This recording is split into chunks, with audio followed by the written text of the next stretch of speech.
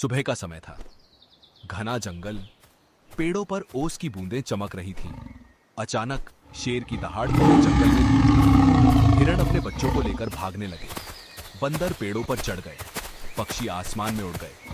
हर जानवर जानता था, आज फिर किसी की मौत तय है। शेर शिकार करता और जितनी भूख होती उससे कहीं ज्यादा जानवर मार देता। पूरा जंगल डर में जी रहा था। एक रात सभी जानवर पुराने बरगद के नीचे इकट्ठा हुए। हाथी बोला, अगर ऐसा ही चलता रहा तो हमारा जंगल खत्म हो जाएगा। लोमड़ी ने कहा। हमें कोई रास्ता निकालना होगा। आखिर सबने फैसला किया, रोज एक जानवर खुद शेर के पास जाएगा। बदले में शेर बाकी जंगल को नहीं मारेगा। शेर ने यह प्रस्ताव मान लिया।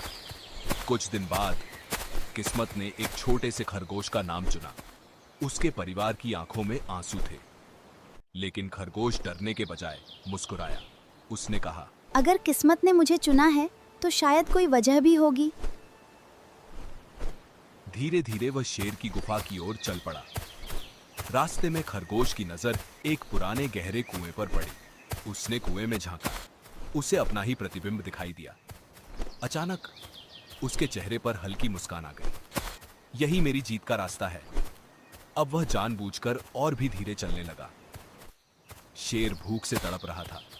जब खरगोश पहुंचा, शेर, इतनी देर क्यों हुई? और तुम इतने छोटे हो, मेरा पेट कैसे भरेगा? खरगोश कांपने का नाटक करते हुए बोला, महाराज, मैं अकेला नहीं था। 5 खरगोश आ रहे थे, लेकिन रास्ते में एक दूसरे शेर ने हमें रोक लिया। उसने कहा कि वही इस जंगल का असली राजा है। उसने बाकी सबको खा लिया और मुझे आपको यह संदेश देने भेजा। शेर की आंखों में आग भर गई। मुझे उस शेर के पास ले चलो। खरगोश शेर को उसी पुराने कुएं तक ले गया। धीरे से बोला, महाराज, वह इसी किले जैसे गहरे गड्ढे में छिपा है। शेर ने कुएं में झांका। उसे अपना ही प्रतिबिंब दिखाई दिया। उसी समय उसे दहाड़ लगा। कुएं से उसकी दहाड़ गूंजकर वापस आई।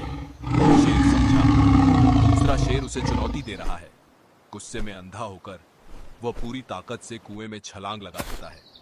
कुछ ही पल बाद सब शांत हो जाता है। जंगल का आतंक हमेशा